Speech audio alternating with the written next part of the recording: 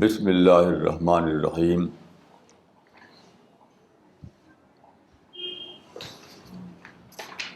Today we have a French brother with us.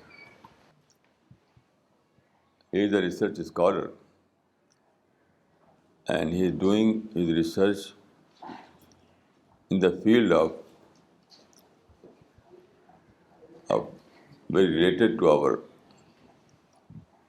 our mission or our subject, that is how to establish harmony in a multi-religious society. So I would like to say a few words about this subject.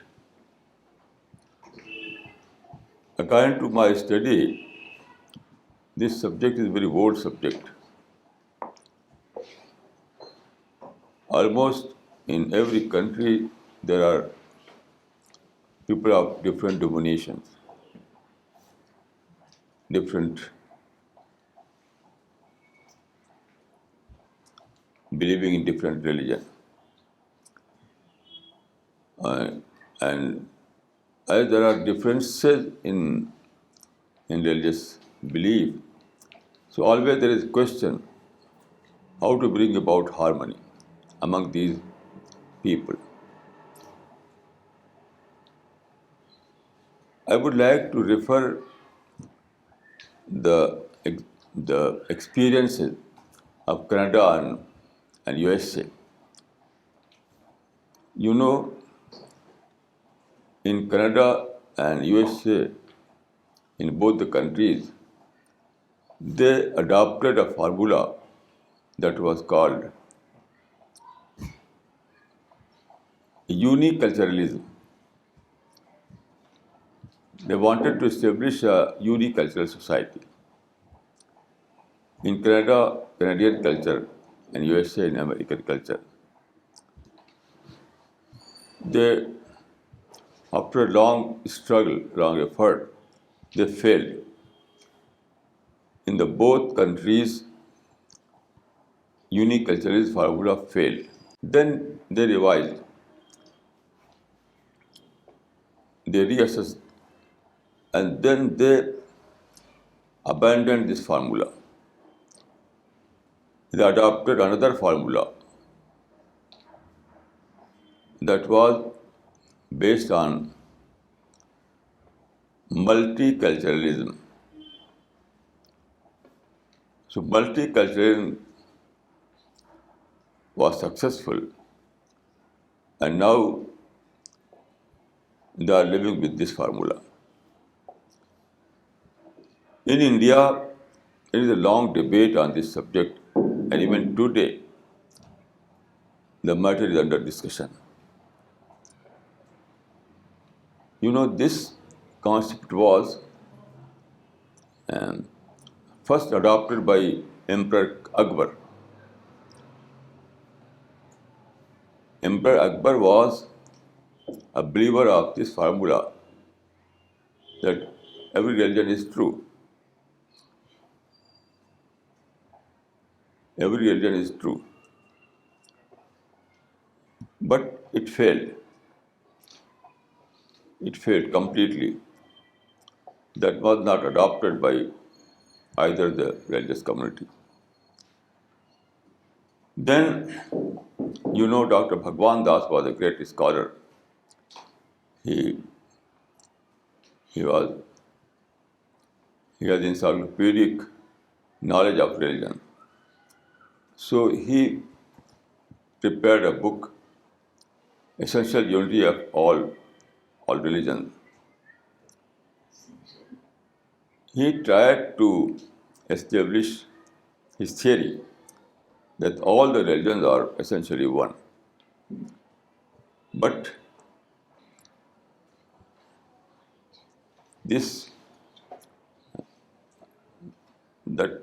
book, although I have a copy of this book in my library, but you know, this book was also completely failed. this book failed to launch any momentum. Then Mahatma Gandhi. This was the thinking of Mahatma Gandhi also, but Mahatma Gandhi also failed. So I think that this formula that really is true is simply a philosophical formula, a romantic formula, or imaginary formula. It is not a practical formula.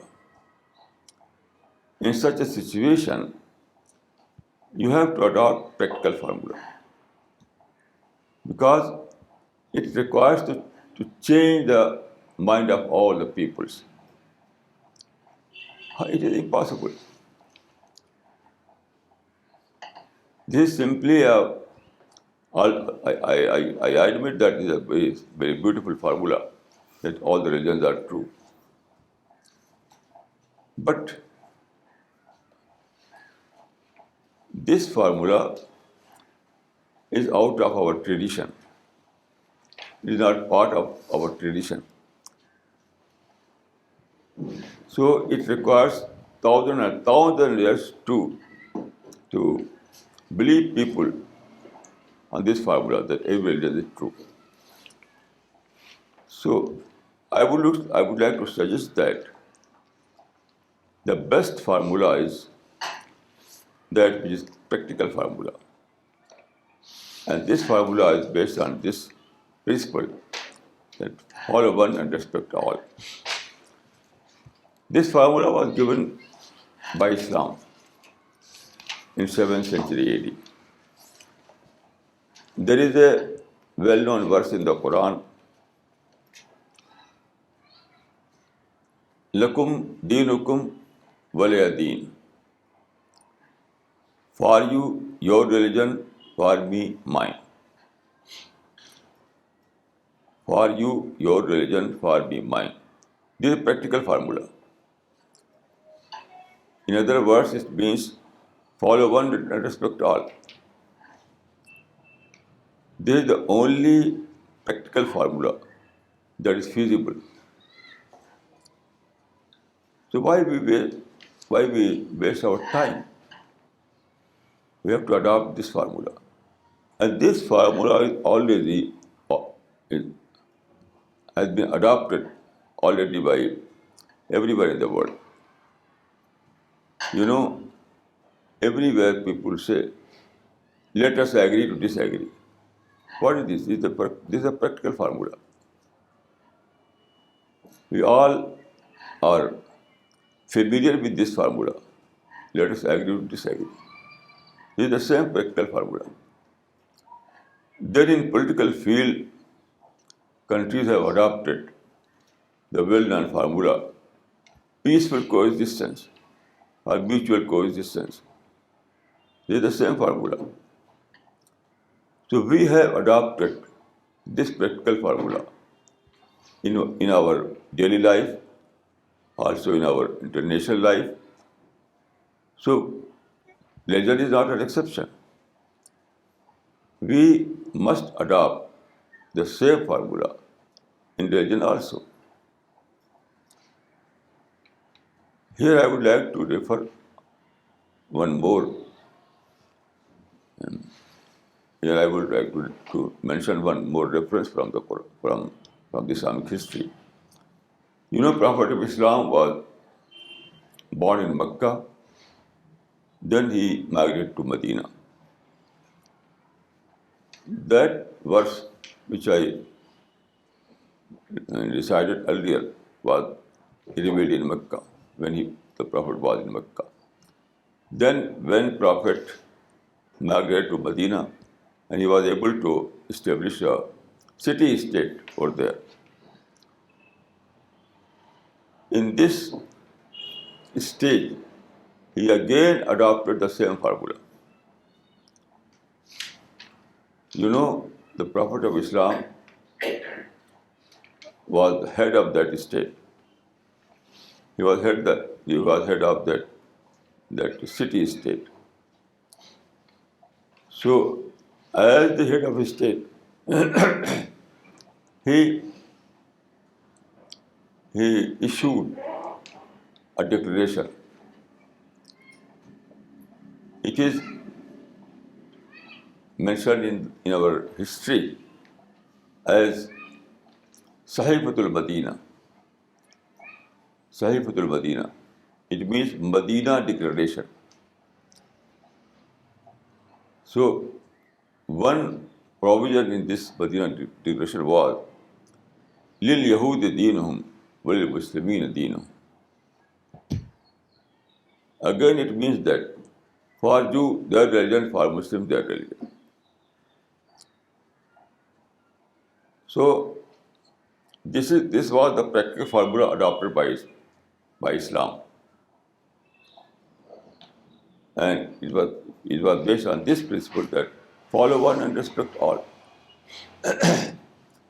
And then, so if you want to establish religious harmony or communal harmony or social harmony, you have to find an instant formula. We cannot wait. We cannot afford this luxury to wait centuries and centuries. No. If you adopt that formula, which I call philosophical formula, that every religion is true, it is philosophical formula.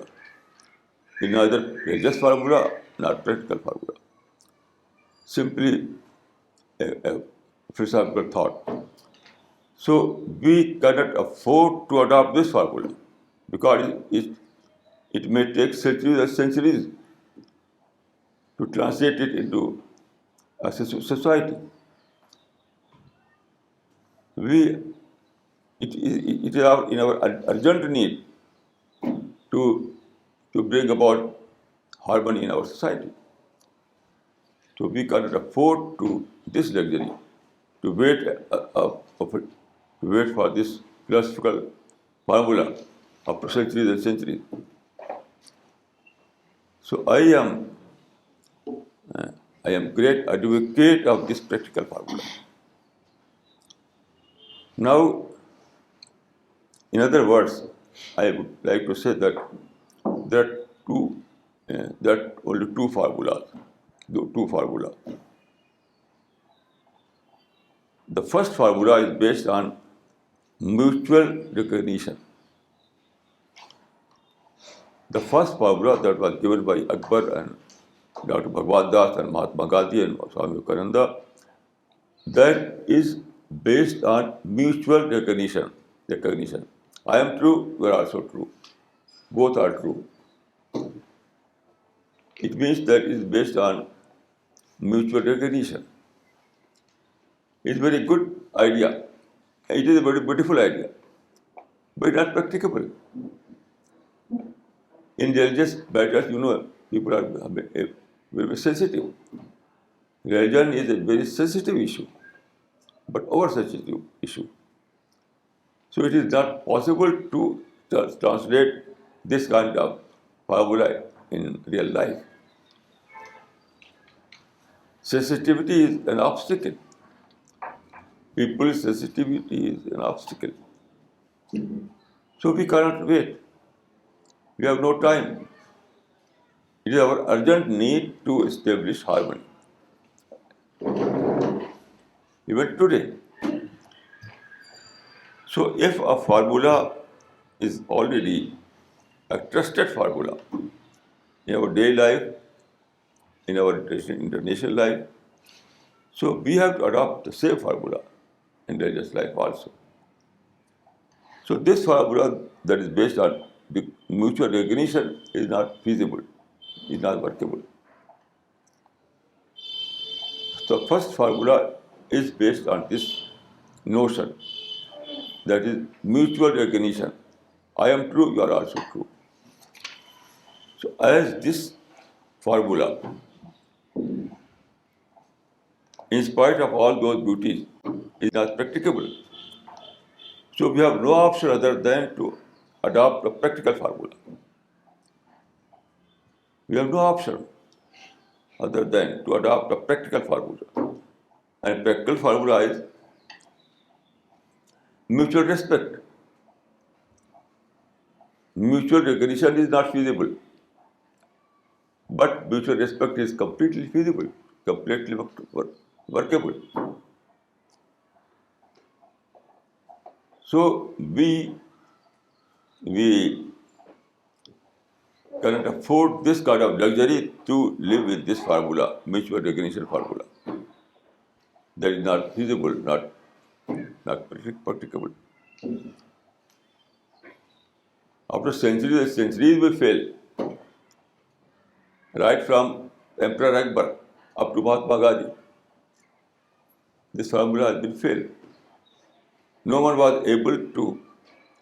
Akbar's political power, Dr. Bhagwan Das' scholarship, and Mahatma Gandhi's leadership all failed, completely failed. So mutual recognition, so a formula that is based on mutual recognition is simply not feasible. We are not in a position to avail. We need an urgent formula. We need to establish harmony even today. So I would like to say that only feasible formula, only practicable formula is that which is based on mutual respect. And this was the formula given in the Quran and Hadith and Sunnah of the Prophet of Islam. So after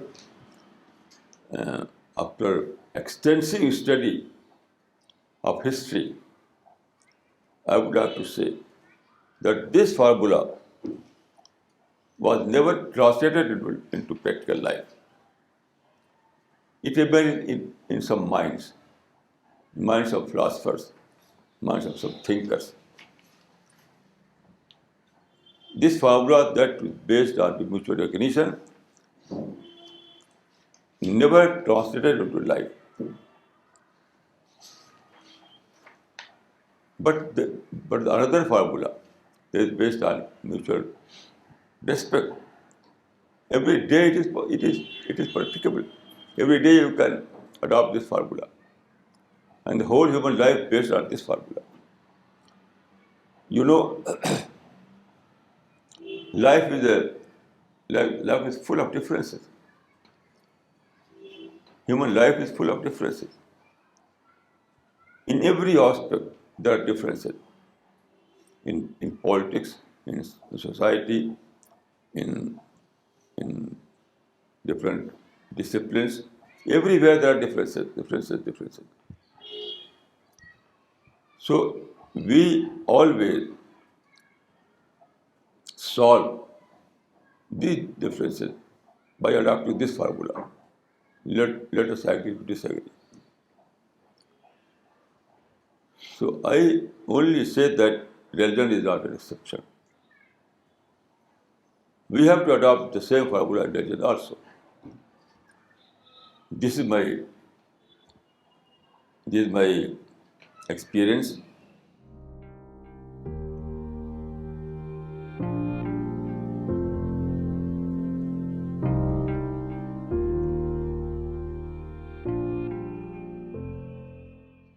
Maulana, I find that, I do find examples where Prophet did apply this formula.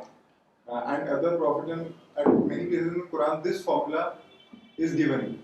Maulana, but what about Abraham, who argued with his father and the things he did? So, Maulana, how does that fit into this practical formula? No, this example is not contradictory example. What happened with Ibrahim? He was living with complete adjustment with his father. You see the history. Prophet Abraham was a peaceful person. He tried to live with his father. Then father gave him a very strong challenge. Either you leave this city or we will kill you. His father was a head of his tribe. So it was matter of option. So if there is such situation, then again I will try to say that Prophet Abraham never opted for violence, fighting. No, he simply migrated from city Ur. The name of city was Ur. So it's very supportive example in this regard. So, Maulana, in other words, one can say if one get convinced by your way, the truth you are showing, if they get convinced, that's fine. And if they are not, then your way and mine accept it, then you accept that. Yes, you're right. You're right. Maulana, but in one of the instances from the life of Prophet Abraham, where he had broken all the idols, was it not tantamount to hurting the sentiments of the idol worshipper? So, how do we rationalize that? No, he never broken all the idols. Simply injured. And then he put the ox axe on the shoulder of the bigger one. He never break the idols. He only tried to give a practical lesson. This formula applies to our social behavior and not to our belief system. If someone wants us to worship two gods, then we can't apply this formula. We can apply this formula in our social behavior. I am saying that if there is no compulsion, then we have to adjust others. And if there is compulsion, then we have to rethink. I am trying in that situation where there is no compulsion. For example, in India, there is no compulsion. In India, we enjoy religious freedom. So we have to enjoy religious freedom. Here we have complete freedom to follow one and respect all for a formula, to adopt this formula. So in such a country like Canada, USA and India, where there is religious freedom, this formula is completely practicable. But in such country where there is no religious freedom, then we reconsider the whole matter. Then we find some other solution under compulsion. If there is no compulsion, then this is the best formula. Maulana, many a times it happens that when you are talking about any subject, you give references from the Quran. So that makes your talk very fact-driven talk. But it happens a lot of times to many CPS members that when they are talking to somebody, we might not remember the same verses as you do. So if somebody asks that, give us reference, then we are not able to give that reference. So what would be your advice? You have to note down at the time of this speech why you are also listening. Note down the example here and your diary.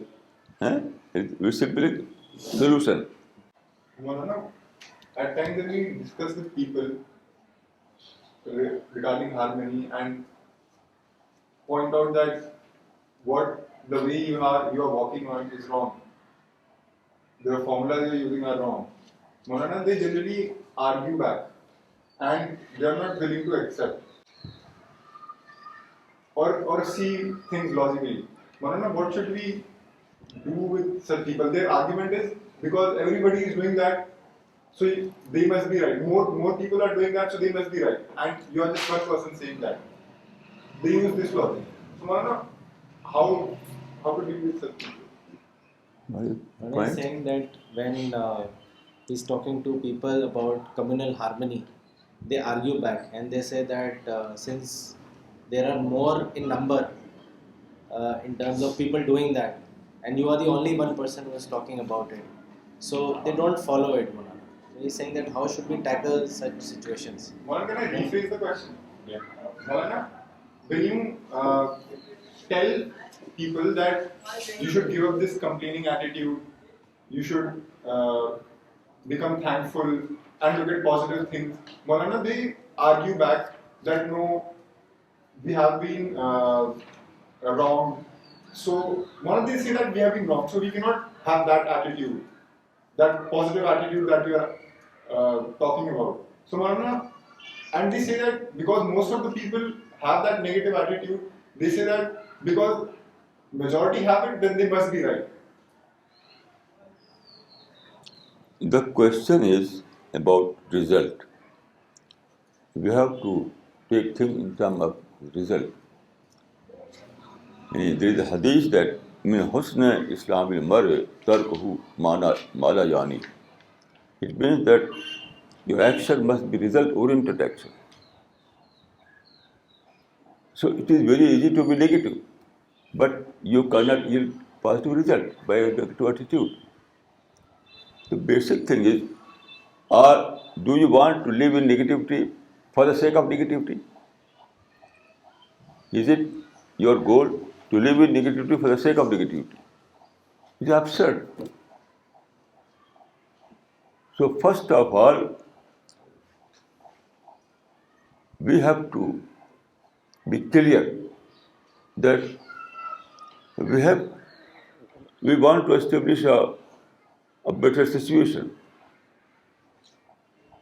So negativity for the sake of negativity is nothing. We have to adopt, you have to discover a formula which may lead to positive result. And there is no other formula. Negative formula simply will not work. That is impossible. You can live in negativity, but you cannot yield any positive result by your negative thinking. So basic thing is that you have to make people, and you have to convince people that we have to be result oriented. Our speech, our action must be result oriented. Otherwise, it is madness. It is nothing. Marana, this point is clear. But Marana, for example, today morning itself I was discussing, there was a common discussion going on between relatives. Marana, one person said that the Hindus are not rising up against Muslims because they're afraid of our terrorist activities, of the terrorism that Taliban and all these people are doing. So they are afraid and that they fear that what if Muslims will rise up against us. Maulana, in that also they see that even in such negative activities they see a positive thing. Okay, this is why we are living, because some people are doing that. So Maulana, what can we say to such people? Right point. Maulana, he is giving an example. He's saying in the morning there were relatives discussing at his home that Hindus in India are not rising against Muslims because they are afraid of them, and they cite the examples of terrorist activities. So they're saying that because of all this terrorism, the Hindus are afraid that they might, Taliban might attack them. So they have taken a positive, so much Wishful positive. thinking. All these things are wishful thinking. Every positive can be turned into negative. It is wishful thinking. Then why they complain at the same time? Why they complain? There is no point of discussion where there is not a prepared mind. First, you have to prepare that person's mind to Right. towards positivity. Right. Then only you can get results. Right.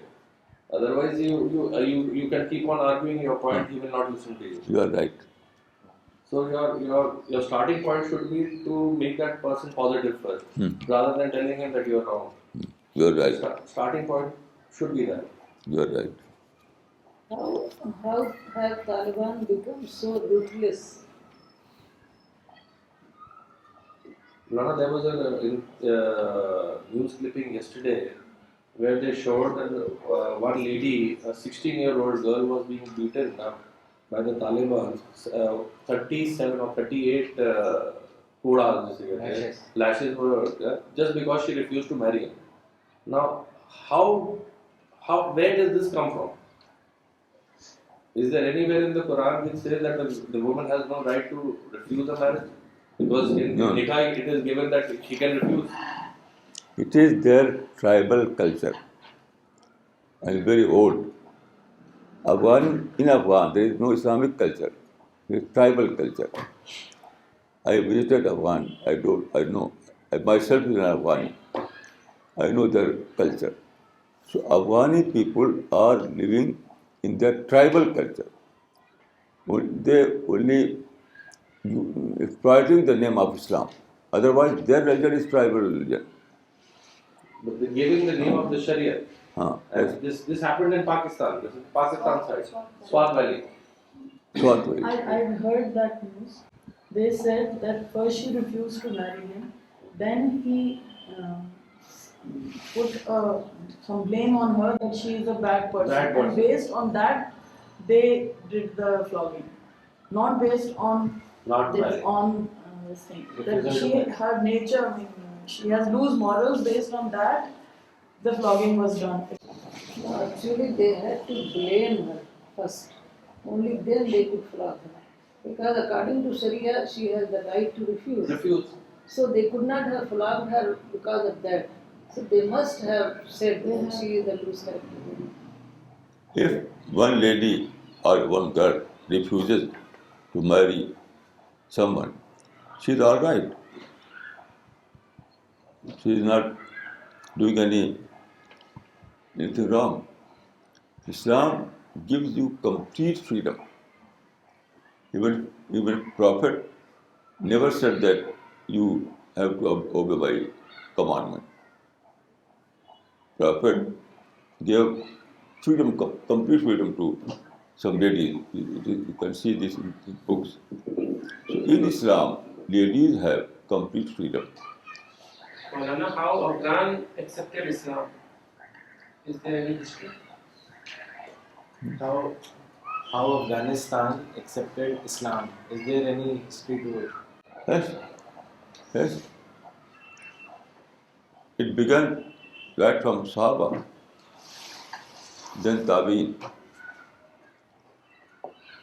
There was a Rutbil. Rutbil was a tribal chief. First he had accepted Islam. Then other people accepted Islam. But what happened? After Islamization, there is no education. It needs education.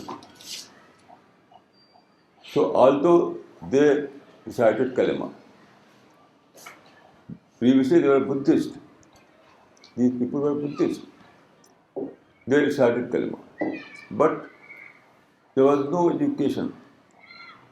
So they remained on their cultural traditions. In spite of reciting Kalima, they remain on their tribal culture. And it continues up to this day. You cannot find any educational system in Afghanistan. This is the basic reason of their barbarism. In those ancient age, if the tribal chief converted, all the members of the tribe converted on their own. So not because they were Islamized, but because their chief converted, so they also converted, because they did not have any independent religion in those days. You are right. You are right.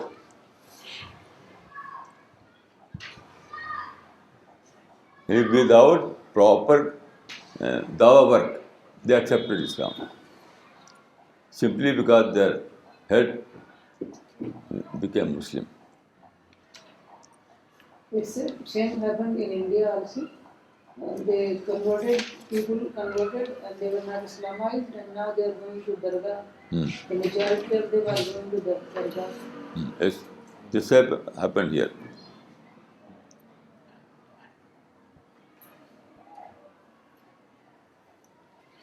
Maulana, how does one learn the art of time management?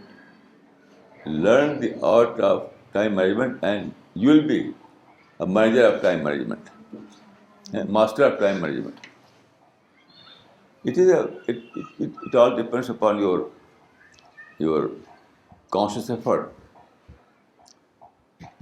When you are alert, when you are conscious, when you use your determination, then it is very easy. Everyone knows. It is not a mathematical formula that involves higher mathematics. It is easy to understand simply by common sense. So what is required is a determination. Maulana, one thing that I have observed while doing Dawa work is that one is, of course, like you mentioned, softening of the heart, which is you do something which is part of the culture, or you say something which softens up a person's heart. But Maulana, I have lately observed that just by giving a book, that act itself softens the other person's heart. That person feels very good that something is being given to him or her. Like recently, I gave a booklet to doctors and nurse when Stuti was admitted. So a nurse, when I gave the booklet to her, she was going and then she came back and she had some spare medicine. So she immediately took that out from a drawer and gave it to me. Although those medicines we were supposed to buy it from the chemist shop, but just because we gave a booklet to her, so she remembered, that okay, there is some capsule strip that is there, and she gave it to us. And like this, many times I have seen, just because that act itself softens up a person, Manana. So that's It's a good example. yeah. A good example. Maulana, we know how Quran was revealed. Can you tell us about how Bible and Torah were revealed and how long did they take to be? She's saying that like we all know Quran, how Quran was revealed. So can you throw some light on how Bible and Torah were revealed and how many years it took? A little bit about it. Authentic history about those books. No authentic history. But according to the present account, I can say that there were different methods. Sometimes it was given in the form of writing slab, like Moses, Akhadul Alwa. So Moses was given some slab. On this slab it was written Ten Commandments. But it is not very clear that these slabs were given by angel or he himself wrote those commandments. It is not very clear. History is silent. There are two different cases. Either these slabs, which are mentioned in the Quran and Bible both, were presented to Moses in this form that those commandments were inscribed by angel, or he himself inscribed those on those slabs. It is not very clear. Moses or God? Huh? Who gave this? Moses. Moses. No, I'm Simply asking who? in Bible and Quran both, it is mentioned that when Moses returned from Mountain Tur, Yes. he was in He He was had the 10 commandments with him. this inscribed it on On a piece of slab. slate Yes, or slab. But it is not clear who gave it to him. It's not very clear. Whether he wrote it himself or it was given to him by angel. No historical account is available in this There is regard. no historical account on that. Almost all the prophets, in the case of all the prophets, Then some other cases, the revelation was given to them by the way of mouth, and he himself memorized it. So there was no written account of the revelation. the angels gave the. Yes, angel. There will be only one example throughout the history that God directly addressed to Moses. There is no other instance like this. There is only one exceptional event that God addressed directly, "O Moses." So Moses listened that, and he described on his in his slab or slave. But in most cases, the revelation was given by way of mouth, and Prophet memorized it, and he again recited it to his followers. So this kind of arrangement was never occurred in previous books. Here we see that Prophet ordered to write all those revelations at the moment it was revealed. So the whole Quran was in written form when Prophet left this world, in written form, and these were written by the order of Prophet. So this kind of arrangement is available only about the Quran. Maulana, does that mean that Moses knew how to read and write? Or he was like Prophet Muhammad? Historically, it is not established, but maybe he was living in palace, and during those days, all the members of palace were knowing reading and writing. It was at the treasure of that time. So we can safely infer that he was knowing reading and writing. Maulana, on a similar topic, how would you rank Buddha as an enlightened individual, as a prophet, or as a good human being? How would you rank him? Rana is asking, how would you rank Buddha? Would you put him in the category of a prophet or a good person or an enlightened person? The word prophet is not applicable in this case. Prophet means appointed by God. And you know, Buddhism is a godless religion.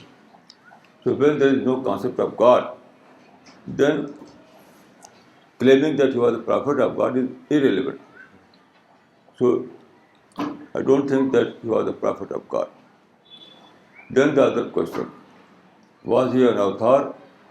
Again, I would like to say that he was not an avatar, because the Hindu concept about avatar is also he required a God. It is a God that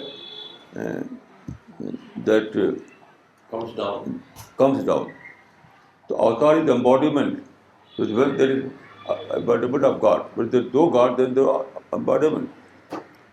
So we can say that Buddha was a reformer. That's all. Maulana, one more question on a related topic. Um, Within the Muslims, there is also a sect called as the Ismaili Muslims. Now they do claim that their leader is the Prophet, and they also follow Quran. So, if the Quran says the last prophet was Prophet Muhammad, then how come this particular sect is claiming that their leader is a prophet? I am saying that within the Muslim community there is a sect which is called Ismaili. and the people of that sect claim that their leader is a prophet, and they also follow Quran. So if in Quran it has been said that Prophet Muhammad is the last prophet, how can they claim that their leader was also a prophet? No, it is not that claim that he is a prophet. No, he's an inspired person. Their claim is that our Sayyidina is an inspired person. So, in this sense, he is an authentic person. According to what we call Sunnat wal Jamaat, this kind of belief is not correct. But ulama has never issued a fatwa of kufr. No. Although their belief is not just according to the Sunni belief, it is wrong to believe like this. But the other fact is that ulama never issued a fatwa of kufr. So we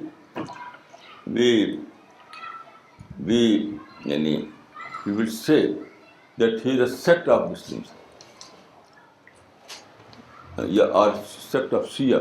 There are several sects among Shia. So Ismaili are a faction of Shia. They are not faction of Sunni wal Jamaat. They are faction of Shia, and their belief are, according to my knowledge, deviated belief is not accepted in the Islam. No one can claim of except God that I am an inspired person. No one has right to claim like this. Maulana, I was reading some literature on Qadiani long time back. Maulana, it said that the Prophet had said that prophethood has ended as in the sense of revelations, but God still communicates to man via dreams. So, Maulana, they were using this logic. This logic wrong. There is no such hadith or Quran. It is their innovation. Everyone can be guided by God Almighty, but that God is not authentic. They are not authentic. And prophets' guidance is authentic guidance. Our guidance is not authentic. Maybe we are true or not true. So always there is probability. Our case is case of probability. But prophet is not a case of probability. Prophet can say with authenticity that I am an inspired person. I am a prophet of God. We cannot say like this. Our case is case of probability. Maulana, what was the language of Bible and Torah? What was the language of Bible and Torah? Hebrew. It is controversial because at that time there were three languages in Palestine. Then Syriac and Aramaic and Hebrew, and also four, Greek also. So it's not established what language was spoken by Jesus Christ. There are only two words preserved in the history. Only two words by Jesus Christ. One is Bible, and one in Islamic account, is in Sirah Ibn Hisham. In Bible there is a word that is supposed to be the exact word which was spoken by Jesus Christ. Ali Ali lama sabaqtani. Ali Ali lama sabaqtani. It is a Hebrew word. Then in the Quran, in the Sirah Ibn Hisham, there is the word Murhamanna. Except these two words, there is no other word preserved in the history that was spoken by Jesus Christ. But both are controversial. What did it mean, these two words? What is the meaning of these two words which is preserved? Ali Ali Lama Sabachthani means, oh God, why you Deserted me. left me? हैं? Left me, deserted me. छोड़ दिया, खुदा तूने मुझे कुछ छोड़ दिया. Abandoned me. Ali Ali Lama Sabachthani. It is supposed that Jesus Christ said this when he was on the cross. I don't believe that this was the Jesus Christ's word, but it is mentioned in the Bible. And that is in Hebrew. That is But in it is Hebrew. It's a Hebrew language. Ali means Allah. Allah is Ali is equivalent of Allah. Ali, my God. लमा सबक्तनी तो छोड़ दिया, को तूने मुझको छोड़ दिया. So I don't believe that this word was spoken by Jesus Christ. Maulana, what was the religion of Hazrat Amna? No religion other than, and it is believed that she was like Hunafa. She was not Mushrika, but she was not Mu'mina. She was among Hunafa. It does prove that she was Mushrika. She was worshipper of idol. So, if it is correct, then we will believe that she was a truth seeker. Hunafa means truth seeker. It is not proof that she ever worshipped idol. Maulana, almost in all the cases of Prophet, it was Jibreel who brought the message from God to the Prophet. But only with the exception of Moses, which was that God spoke with him, spoke with Moses Only once, only once. not every time. Okay. No, only once. Other than this, Was it for he again received revelation from Jibreel. But Maulana, Was it for a specific reason that God spoke to him directly, or was it just like that? No reason is mentioned. no? No reason is mentioned. Maulana, I have one more question. When, according to my understanding, when Jibreel came to Prophet Muhammad and he said, read, and he said, I can't read. Is it right? So, what did he bring which he wanted him to read? Or was he saying something? Or? It is controversial. Some ulama believe that there was something like paper, but I don't believe that it is correct. No. Simply read means Say. and repeat what I am saying. Here read means repeat what I am saying. So Jibreel said by the way of mouth and he repeated. This happened. But So, then why did it he is- say it is- that I can't read? He can always say things, he can repeat things, but did he say that I He can't replied read? the same word. He replied the same word. No, Lala, what she's asking is that why did he say that? Because he could speak. Then where is this? Did he say that? Did Gabriel say He that? replied the same word. In the same word. He wanted to say that I cannot, Speak the same way. I'm an unlettered person. Basically, he wanted to say that I am unlettered person. But as Jibreel said, read, then he said also I cannot read. It was, he used the same language. Otherwise, I don't believe that there was something like paper. Some ulama say like this, but I don't believe it is correct. Maulana, what is wisdom? It is very difficult to give some definition of wisdom. Even in dictionary, you cannot find any definition.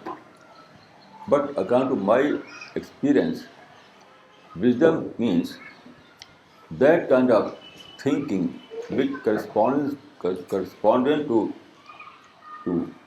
scientific facts. That is wisdom. Scientific facts. Going deeper. If it corresponds to scientific fact, then it is wisdom. Response. Otherwise, it is response to scientific. Otherwise, it is your wishful thinking. There's only two kind of thinking: wishful thinking or wise thinking. If you are speaking on your own subjective feelings, that is wishful thinking. But you are speaking by studying all those accounts that is available in the external world. So if your statement corresponds to those facts, established facts, that is wisdom. Is by definition. Not taking things at face value, but going deep into it. Exactly. Can rational thinking be called wise thinking? Yes. Both are The same thing. synonymous.